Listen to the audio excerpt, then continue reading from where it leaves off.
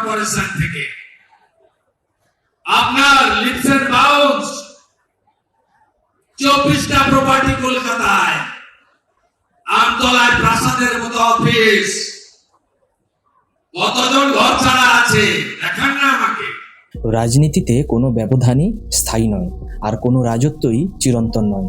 2020 সালে যাকে ক্ষোভ আর অপমান নিয়ে দল ছাড়তে হয়েছিল, আজ তিনি ক্ষমতার শীর্ষে। মুখ্যমন্ত্রী হিসেবে শুভেন্দু অধিকারীর প্রথম টার্গেট অভিষেক বন্দ্যোপাধ্যায়ের খাসতালু, যে মাটিতে বিগত 10 বছর মানুষ নিজের গণতান্ত্রিক অধিকার প্রয়োগ করতে পারেনি, যেখানে আজ কেন্দ্রীয় বাহিনীর বুটের আওয়াজ আর পুনর্নির্বাচনের জোরালো প্রস্তুতি। জাহাঙ্গীর খানের মতো দুর্ধর্ষ বাহুবলীর আজ পুলিশের জালে, কেউ বা গা ঢাকা দিয়েছেন। ভাইপোর খাস আমলার প্রাসাদের মতো অফিস আজ প্রশাসনের কড়া নজরে। ভয় আর আতঙ্কের পরিবেশ কাটিয়ে মানুষ কি তবে সত্যিই এবার মুক্তি পাচ্ছে, নাকি ক্ষমতার এই নতুন পালাবদল ডেকে আনবে আরও কোনো বড় রাজনৈতিক রক্তপাত? রাজ সিংহাসনের এই ভয়ঙ্কর লড়াইয়ের ভেতরের খবর এক্সক্লুসিভলি জানতে স্কিপ না করে পুরো ভিডিওটি দেখুন। মুখ্যমন্ত্রী হয়ে তিনি শান্ত বসেননি। তার প্রথম এবং প্রধান টার্গেট দক্ষিণ 24 পরগনা, অর্থাৎ অভিষেক বন্দ্যোপাধ্যায়ের খোদগড়। আইন সবার জন্য সমান, এই কথাটা আমরা ছোটবেলা থেকে সংবিধানে পড়ে আসছি, তাই না? কিন্তু পশ্চিমবঙ্গের মাটিতে দাঁড়িয়ে গত কয়েক বছরে যা চলছে তাকে আইনের শাসন বলবেন, নাকি একজন ব্যক্তির রাজকীয় স্বৈরাচারী বলবেন? মুখ্যমন্ত্রী হিসেবে শপথ নেওয়ার পর রাইটার্স বা নবান্নের এসি ঘরে বসে ফাইলে সই করেননি শুভেন্দু অধিকারী। তিনি প্রথম যে ফাইলটা কলম চালিয়েছেন তা কাঁপিয়ে দিয়েছে এক অহংকারী সাম্রাজ্যের ভিতকে। প্রথম পদক্ষেপটি কি ছিল জানেন? কলকাতার অতি পরিচিত শান্তিনিকেতন, যে শান্তিনিকেতন নামের আড়ালে ছিল এক ক্ষমতাশীল দুর্গ। হ্যাঁ, অভিষেক বন্দ্যোপাধ্যায়ের সেই বিলাসবহুল বাড়ির সামনে থেকে রাতারাতি তুলে নেওয়া হলো অতিরিক্ত পুলিশের সিকিউরিটি। দর্শক বন্ধুদের কাছে আজ আমার একটা সোজা প্রশ্ন: একজন সাধারণ লোকসভা সাংসদের সুরক্ষার জন্য একটা গোটা রাজ্যের পুলিশ প্রশাসন কেন 24 ঘন্টা পাহারাদারের মতো বুট জুতো ঠুকিয়ে দাঁড়িয়ে থাকবে? তিনি কি রাজ্যের মুখ্যমন্ত্রী ছিলেন, নাকি দেশের প্রধানমন্ত্রী ছিলেন? উত্তরটা আপনারা ভালো করেই জানেন। ক্ষমতার এই অপব্যবহারের জবাব দিতেই শুভেন্দু অধিকারী এই প্রথম স্ট্রাইক। সোশ্যাল মিডিয়ায় আপনারা নিশ্চয়ই সেই গা শিউরে ওঠা ভিডিওটি দেখেছেন। কোনো কুখ্যাত অপরাধীকে ধরবার জন্য পুলিশের তৎপরতা নয়, কোনো যুদ্ধকালীন তৎপরতাও নয়, স্রেফ একজন এমপির কনভয়ে রাজকীয় কায়দায় সাইরেন বাজিয়ে ছুটে চলেছে 33টি গাড়ি। 33টি গাড়ি, যার মধ্যে ছিল একের পর এক হাই প্রোফাইল বুলেট প্রুফ গাড়ি, পাইলট এবং সারিবদ্ধ স্পেশাল অ্যাম্বুলেন্স। কিন্তু এই ক্ষমতার আস্ফালন সাধারণ মানুষ বেশি দিন মুখ বুজে সহ্য করেননি। যখন তীব্র গরমে বা জরুরি দরকারে গ্রামীণ বাংলার সাধারণ মানুষ রাস্তায় জ্যামে ফেঁসে ছটপট করত, তখন ওই ভিআইপি কনভয়ের ধুলো উড়িয়ে চলে যাওয়া দেখে তাদের রক্ত টকবগিয়ে ফুটত। এই সাধারণ মানুষরাই নিজেদের মোবাইল ক্যামেরা অন করেছিলেন, লুকিয়ে লুকিয়ে ক্ষমতার এই নগ্নরূপের ভিডিও তুলে সোশ্যাল মিডিয়ায় ছড়িয়ে দিয়েছিলেন। কারণ তারা জানতেন সেদিন প্রতিবাদ করবার ক্ষমতা তাদের ছিল না, কিন্তু প্রমাণ রাখার ক্ষমতা ছিল। এখানেই শেষ নয়, থ্রিলার তো আরও গভীরে। এই ভিআইপি বাবু যখন দিল্লি যেতেন বা দিল্লি থেকে দমদম বিমানবন্দরে ফিরতেন, তখন কি হতো মনে আছে? বিমানবন্দরের ভিআইপি রোড সাধারণ মানুষের জন্য আধ ঘন্টা আগে থেকে পুরোপুরি সিল করে দেওয়া হতো। অ্যাম্বুলেন্সে কোনো মুমূর্ষু রোগী আটকে আছে কিনা বা কোনো পরীক্ষার্থী সময়ের অভাবে কাঁদছে কিনা তা দেখবার সময় ওই প্রশাসনের ছিল না। ভিআইপি রোড ফাঁকা করে দেওয়া হতো যেন কোনো রাজা রাস্তা দিয়ে হেঁটে যাচ্ছেন। কেন এই বৈষম্য?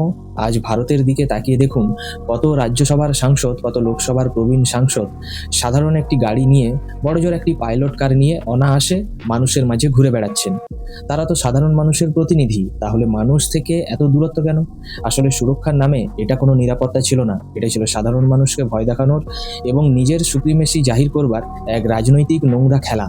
কিন্তু দম্ভ চিরকাল থাকে না। শুভেন্দু অধিকারী মুখ্যমন্ত্রী হয়েই প্রথম এই ভিআইপি সংস্কৃতির বেলুনটা ফুটো করে দিয়েছেন।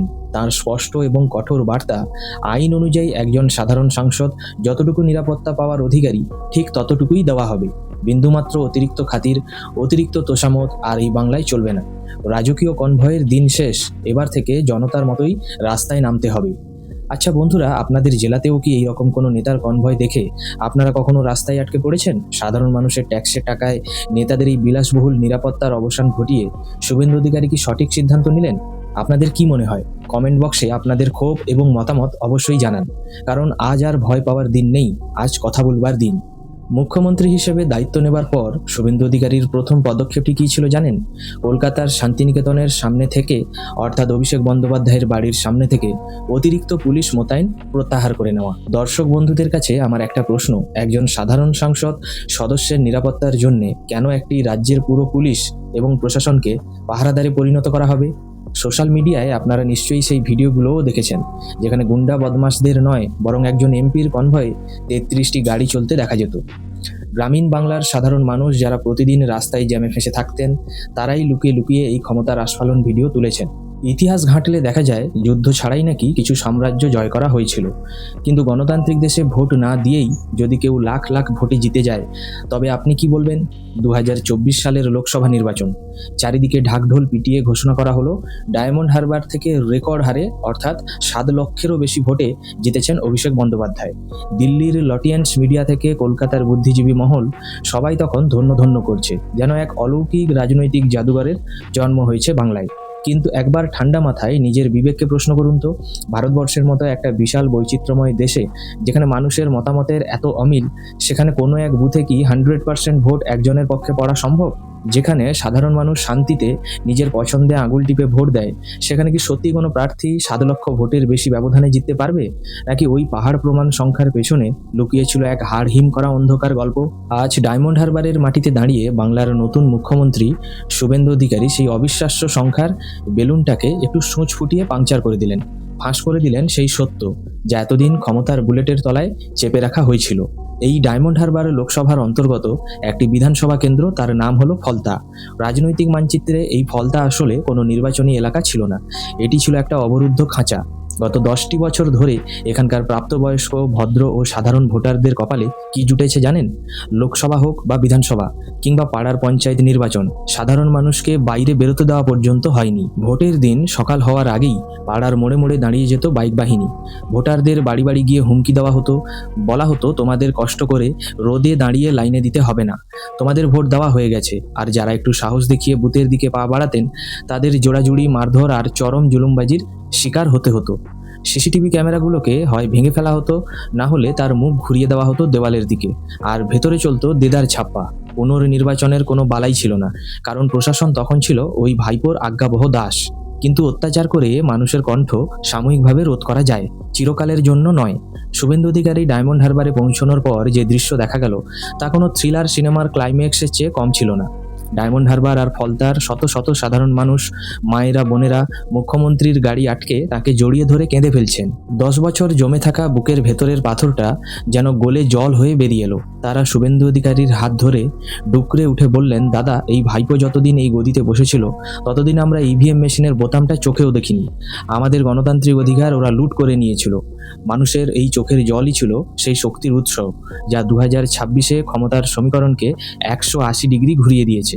শুভেন্দু অধিকারীর নতুন সরকার ক্ষমতায় আসার পর প্রথম যে কাজটা নিশ্চিত করেছে তা হলো ভয়মুক্ত বাংলা। পুলিশকে রাজনৈতিক গুন্ডাদের লাঠিয়াল হিসেবে ব্যবহার করা বন্ধ করা হয়েছে। আর তার ফলাফল, এবার যখন কেন্দ্রীয় বাহিনী আর নিরপেক্ষ প্রশাসনের কড়া পাহারায় দক্ষিণ 24 পরগনার মানুষ দীর্ঘ 10 বছরের পর সত্যি সত্যি ভোট দেওয়ার সুযোগ পেল, তখন কি হলো? যে দক্ষিণ 24 পরগনাকে তৃণমূল তাদের দুর্ভেদ্য দুর্গ ভাবত, যেখানে বিরোধীদের শূন্য করে দেওয়া হতো, সেখানে তাসের ঘরের মতো ভেঙে পড়ল ভাইপোর অহংকার। 10টি বিধানসভা আসন ছিনিয়ে নিয়ে বিজেপি প্রমাণ করে দিল মানুষ এতদিন ভয়ে চুপ ছিল। শান্তিতে ভোট দিতে পারলে 7 লক্ষ ভোটের ব্যবধান আসলে একটা সাজানো নাটক ছাড়া আর কিছুই নয়। শুভেন্দু অধিকারী ফলতার মাটিতে দাঁড়িয়ে হুঙ্কার দিয়েছেন, গত 10 বছর ধরে যারা মানুষের ভোট লুট করেছে, সাধারণ মানুষের গণতান্ত্রিক অধিকার হরণ করেছে, তাদের প্রত্যেকের কাছ থেকেই পাই পাই হিসেব নেওয়া হবে। আইন নিজের গতিতে চলবে এবং অপরাধীদের কোনো রেহাই নেই। 2021 সালে যে দক্ষিণ 24 পরগনায় বিজেপি খাতা খুলতে পারেনি, 2026-এর এই নির্বাচনে সেই জেলা থেকে 10টি আসন ছিনিয়ে নিয়েছে ভারতীয় জনতা পার্টি। কাকদ্বীপের দীপঙ্কর জানা, সাগরের সুমন্ত মণ্ডল, ভাঙড়ের নওশাদ সিদ্দিকী থেকে শুরু করে যাদবপুর, সোনারপুর, বেহালা পূর্ব এবং পশ্চিম সর্বত্র পদ্ম ফুটেছে। এটা কি শুধু একটা জয়, নাকি বছরের পর বছর চেপে রাখা সাধারণ মানুষের ক্ষোভের বিস্ফোরণ? আর এই জয়ের পরই শুরু হয়েছে আসল থ্রিলার। শুভেন্দু অধিকারী খোদ কলকাতা কর্পোরেশন থেকে তথ্য জোগাড় করে এনেছেন। তিনি প্রকাশ্য জনসভায় দাঁড়িয়ে খাতা কলম নিয়ে চ্যালেঞ্জ ছুড়েছেন কলকাতার বুকে ওই ভাইপোর নামে 24টি বেনামি ও দামি প্রপার্টি রয়েছে। আমতলার প্রাসাদের মতো অফিস বানানো হয়েছে জনগণের টাকায়। মুখ্যমন্ত্রী পরিষ্কার নির্দেশ দিয়েছেন পুলিশকে যে খাতা পেন নিয়ে আপনারা বসুন, যত দুর্নীতি আর তোলাবাজির অভিযোগ আছে অ্যাকশন শুরু করুন, কোনো গুন্ডা এলাকায় থাকবে না।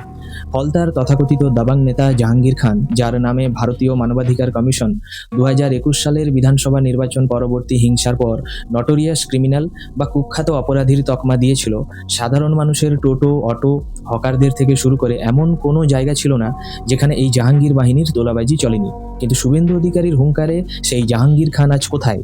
তিনি এখন কি পলাতক? আর তার ভাইদের ইতিমধ্যেই পুলিশ অলরেডি খাঁচায় পুরেছে। শুভেন্দু অধিকারী মনে করিয়ে দিয়েছেন 2020 সালের ডিসেম্বরের কথা, যখন মন্টুগঞ্জে তার সভায় আসা সাধারণ মানুষদের উপর বর্বরোচিত হামলা চালানো হয়েছিল। মুখ্যমন্ত্রীর স্পষ্ট বার্তা, আমি কিচ্ছু ভুলে যাইনি, দিন সবার সমান যায় না। এবার ফলতায় পুনর্নির্বাচন হচ্ছে এবং সিসিটিভি ক্যামেরা অকেজো করবার দিন শেষ। প্রতিটা বুথে কড়া পাহারায় মানুষ নিজের ভোট নিজে দেবে। আজকে পশ্চিমবঙ্গের রাজনৈতিক পরিস্থিতি এতটাই থমথমে যে কাটমানি এবং তোলাবাজির সঙ্গে যুক্ত থাকা তৃণমূলের বহু কাউন্সিলর, পঞ্চায়েত সদস্য এবং কর্মাধ্যক্ষরা এলাকা ছেড়ে গা ঢাকা দিয়েছেন। তারা ভয় পাচ্ছেন সাধারণ মানুষ যদি তাদের হিসাব চাইতে শুরু করে তবে পালাবার পথ থাকবে না। এমনকি খোদ মমতা বন্দ্যোপাধ্যায়ও টের পেয়েছেন যে তার পায়ের তলার মাটি সরে গেছে। তাই তিনিও এখন বুঝেছেন পুরনো সব দুর্নীতিগ্রস্তদের বাদ দিয়ে নিরেট সোনা দিয়ে নতুন দল গড়বেন। কিন্তু বড্ড দেরি হয়ে গেছে। বাংলার মানুষ ইভিএমে যে রায় দিয়েছে তা হলো দুর্নীতির বিরুদ্ধে চূড়ান্ত রায়। শুভেন্দু অধিকারী প্রথম প্রশাসনিক বৈঠকই করলেন ডায়মন্ড হারবারে। এটি কোনো কাকতালীয় ঘটনা নয়, এটি একটি স্পষ্ট রাজনৈতিক বার্তা। অত্যাচারী যত বড়ই হোক না কেন আইনের ঊর্ধ্বে কেউ নয়। তৃণমূল হয়তো এখন উত্তরবঙ্গে গিয়ে পাল্টা চ্যালেঞ্জ জানানোর চেষ্টা করবে, কিন্তু যে শুভেন্দু অধিকারীর নেতৃত্বে বর্তমান সরকার যেভাবে অল আউট মোডে নেমেছে তাতে স্পষ্ট বাংলায় আইনের শাসন ফিরছে। আপনার কি মনে হয় শুভেন্দু অধিকারীর এই কড়া পদক্ষেপ ডায়মন্ড হারবারকে চিরতরে সিন্ডিকেটেরা মুক্ত করতে পারবে, নাকি ভাইপো বাহিনী আবার মাথাচড়া দেওয়ার চেষ্টা করবে? আপনাদের মতামত কমেন্ট বক্সে অবশ্যই জানাবেন। আজকের মতো এখানেই শেষ করছি। ভিডিওটি ভালো লাগলে লাইক করুন, শেয়ার করুন এবং এই ধরনের রাজনৈতিক বিশ্লেষণের জন্য চ্যানেলটিকে সাবস্ক্রিপশন করতে অবশ্যই ভুলবেন না। ধন্যবাদ।